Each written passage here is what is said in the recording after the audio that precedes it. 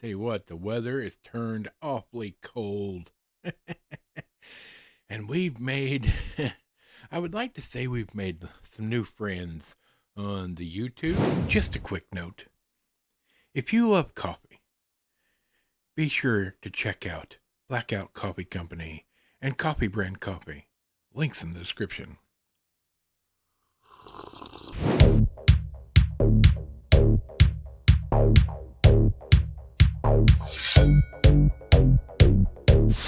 Oh, of course, it's Monday.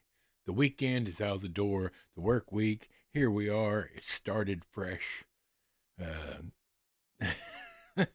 we're in December. I mean, Christmas is on its way in just a couple of short weeks, right? Aren't we excited about that? I tell you what, the weather is turned awfully cold. And we've made, I would like to say we've made some new friends on the YouTubes. However, some people are really frustrated with me about a video, a couple videos back about Criterion and the fact that they are no longer top dog. That's all right. We love conversation here, my friends. That's what we're here for, right? Check this out. How cool is that? Nerdy wife made that for me. That's nerdy as can be, right? It's all good. All right.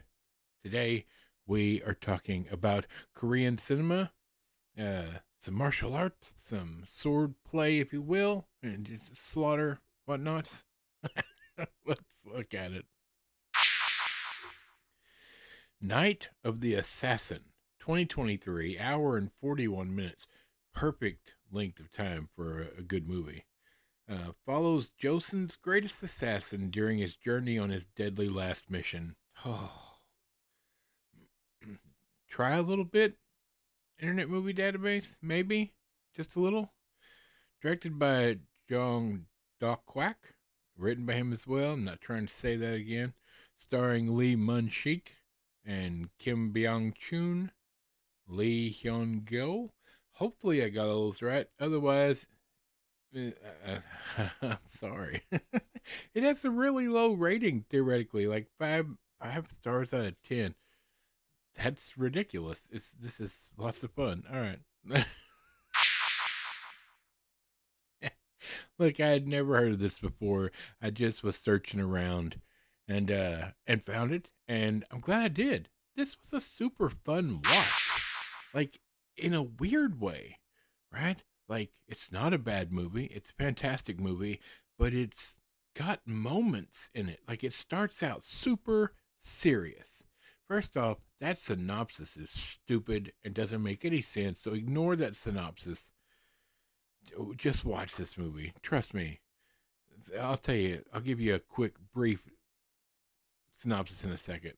But it starts out really serious, right? Bloody and kind of no holds barred.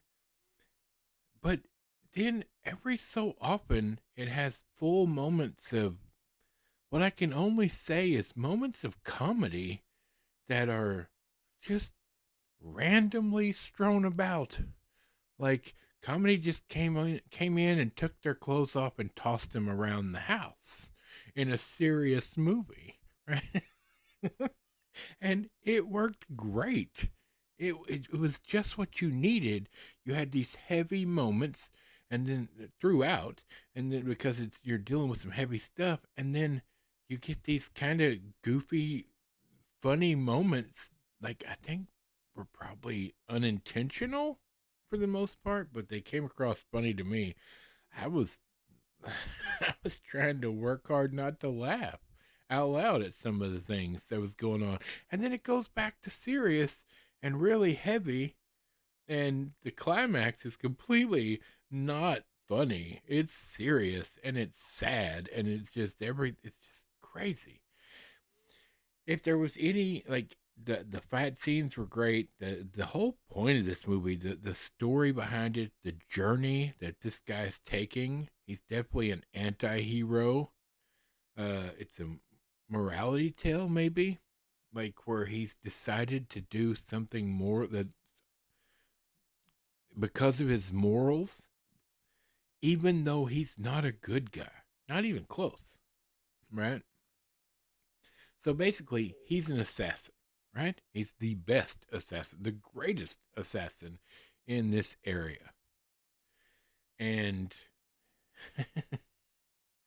and then people try to kill him. They never tell you who's behind this, the trying to kill him, but either way.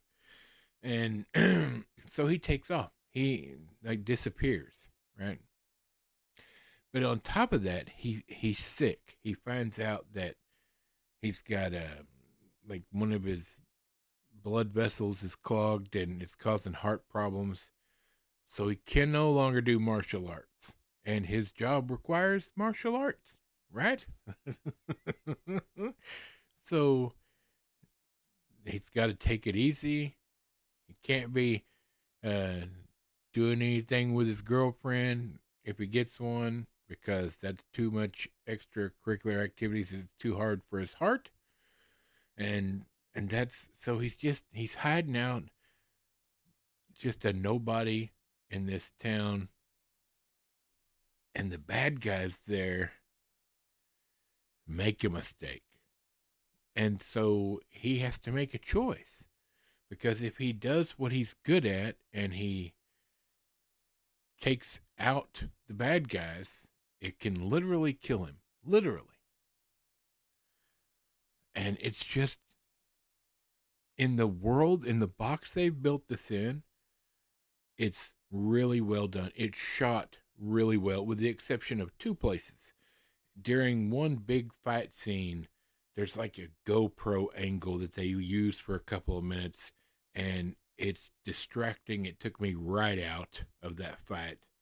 And I understand they were trying something different, and because there are some other parts that they've shot differently in it as well, and some work and some don't. So it's kind of like they were testing the water. And that's my only two complaints: is the two times that they tried different camera angle and it just didn't work. When I would have preferred, because the fights were so smooth and so well done, like with the swords and whatnot. So that was my irritation. There is some language. There's no nudity, but there's some suggestion to some things. So be forewarned. And there's the F word several times, quite a few times actually, like four or five, maybe six. Who knows? I don't remember. I wasn't counting. I was watching a movie. But there's nothing really. There's a lot of blood, a lot of action, a lot of blood.